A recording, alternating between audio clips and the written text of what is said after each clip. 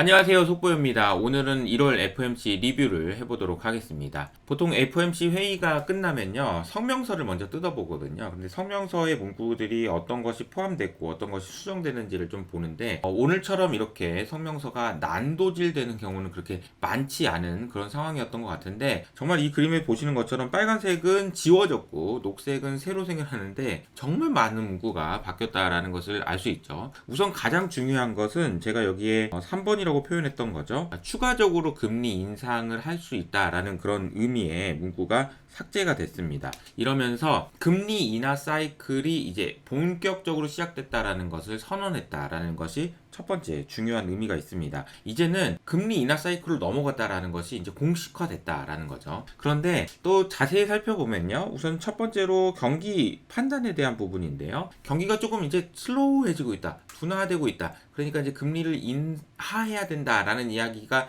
포함될 줄 알았는데 오히려 웬걸 솔리드라는 표현으로 바뀌면서 미국 경제가 생각보다 좋아요 라는 문구가 포함됐다라는 것이 첫 번째 특징이고요. 두 번째 문구를 보니까 미국의 은행 시스템에 대한 표현이 있는데요. 미국의 은행 시스템, 그러니까 SVB 은행이 터지고 나서 여러 가지 일들이 있었잖아요. 그 당시에 FOMC에서는 아니야, 미국 은행 튼튼해, 걱정하지 마 라는 문구들이 일부러 들어가 있었습니다. 그런데 그 문구들이 생략됐으니까 처음에는 저도 이 부분이 그렇구나, 이제 미국 은행은 걱정 안 해도 되니까 굳이 이런 문구를 뭐하러 넣겠어 라고 생각을 했거든요. 근데 곰곰이 생각해 보니까 이거 연준에서 생각할 때 미국 은행이 또 문제 있다라는 건가? 이런 생각도 할 수 있는 것 같아요. 왜 제가 그런 생각을 했냐면요, 어제 있었던 FOMC 회의도 중요했지만 사실은 미국의 지방은행 중에 하나인 뉴욕 커뮤니티 뱅크라는 곳에서는 어제 대규모 손실을 발표하면서 주가가 무려 37%나 급락하는 모습을 보였습니다.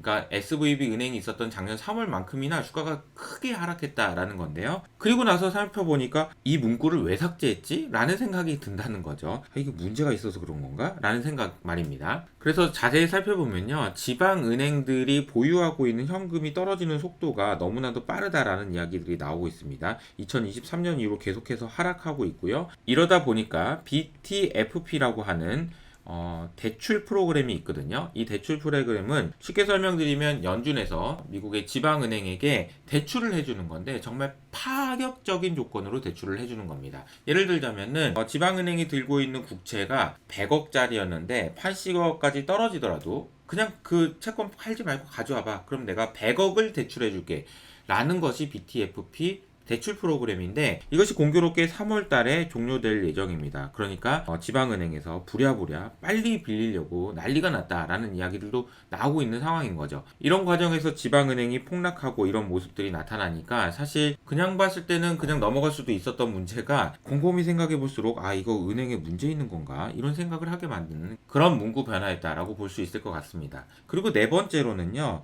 인하를 하는 건 인하를 하는데 더 큰 확신이 필요하다라는 이야기들이 정말 많이 나왔어요. 그래서 이번 FOMC 회의에서의 단어 하나를 뽑아라 그러면은 이 컨피던스, 나 좀 더 확실한 게 좀 필요해 라는 이야기들이 핵심이었다고 볼 수 있을 것 같아요. 결과적으로는 3월 달에 금리를 인하할 가능성은 낮아졌습니다. 근데 사실은 어제에 비해서 그렇게 크게 낮아지진 않았어요.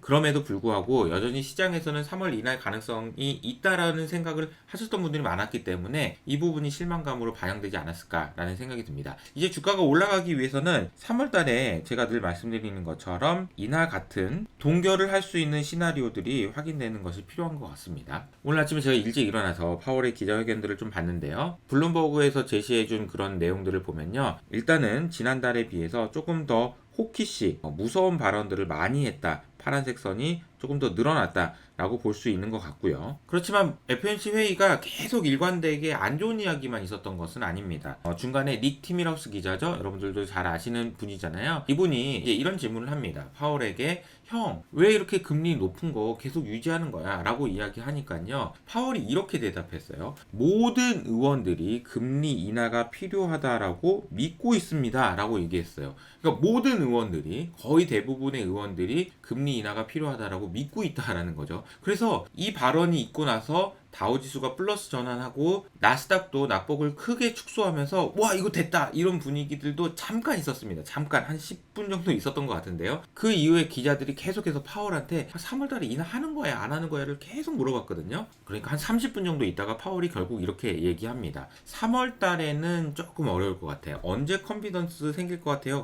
3월까지는 어려울 것 같아. 3월까지는 좀 봐야 될 것 같아. 이런 이야기를 하면서 3월달 금리 인하 없네 라는 식으로 시장이 반영되면서 시장의 급락세로 바뀌었다라고 볼 수 있습니다. 또 한 가지 인상적이었던 것은요, 생산성이 최근에 높아지고 있는데 이 부분에 대해서는 어떻게 생각하세요? 라고 이야기를 했는데 파월이 이렇게 대답을 했어요. 많은 사람들이 AI 하면서 생산성이 좀 높아진다고 얘기하고 있는데 뭐 그런 거 아니지 않을까요? 그냥 원래대로 돌아갈 것 같아요 라고 이야기하면서 AI의 영향력을 무시하는 듯한 발언을 했는데 파월이 형 그거 아니에요. AI 엄청 센 건데. 그리고 또 많은 사람들이 관심이 QT 그러니까 양적 긴축의 중단과 관련된 이야기들이었습니다.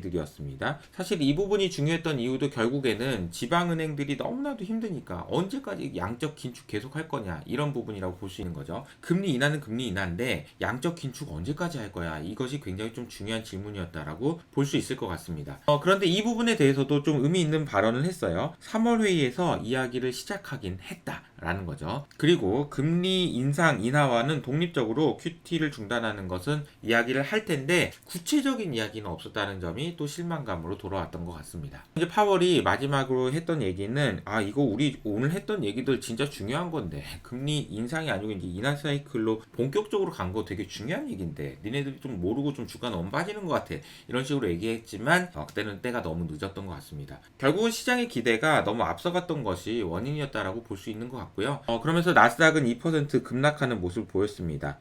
잠깐 이렇게 올라갔던 것이 앞서 말씀드렸던 닉 티밀하우스 기자의 질문에 대해서 파월이 우리 거의 대부분 금리 인하를 할 거라고 믿고 있어 라고 얘기했을 때 그러나 3월은 아니야 라고 얘기하면서 주가가 추가적으로 하락하는 모습을 보였다라고 보시면 되겠습니다. 거의 피로 물들었다 라고 볼 수 있을 정도로 크게 하락한 하루였는데요. 특히나 구글 같은 경우에는 실적이 그렇게 썩 좋지 않았다는 얘기가 나오면서 7%나 하락하는 모습을 보였네요. 그렇다면 이념물 금리는 어떻게 됐을까요? 많이 올랐을까요? 그렇진 않습니다. 이념물 금리는 어제에 비해서 오히려 9bp나 하락하는 모습을 보이는데요. 그 이유는 FOMC 회의가 시작되기 전에 나왔던 고용지표가 생각보다 좀 둔화되는 모습을 보였기 때문입니다. 그러니까 사실은 FOMC 회의에서 3월달 이야기가 나오기 전까지만 해도 분위기가 그렇게까지 나쁘진 않았다라고 볼 수 있는 것 같아요. 그런데 결국에는 나스닥은 1.8%, 2% 가까운 하락을 보이기도 했고요. 달러는 강세를 보였습니다. 달러 강세를 보이면서 리스크가 확대되는 모습들을 반영했다라고 볼 수 있을 것 같아요. 시장의 분위기가 좋지 않았는데 FOMC 회의까지 찬물을 끼얹으면서 시장이 앞으로도 좀 분위기가 좋지 않을 것 같다는 생각이 좀 듭니다. 하지만 금리 인하 사이클이 시작됐다라는 점, 물론 은행들이 문제가 있고 여러 가지 문제가 있지만 금리 인하 사이클이 시작됐고 아직 미국 경제는 건강하다라는 측면에서 보면은 계속해서 기회는 있다라는 생각은 가지셔야 될 것 같고요. 단기적으로 흔들림에 대해서는 주의가 필요할 것 같다라는 생각이 듭니다. 여러분의 성공 투자를 응원하는 저는 여기서 인사드리도록 할게요. 안녕!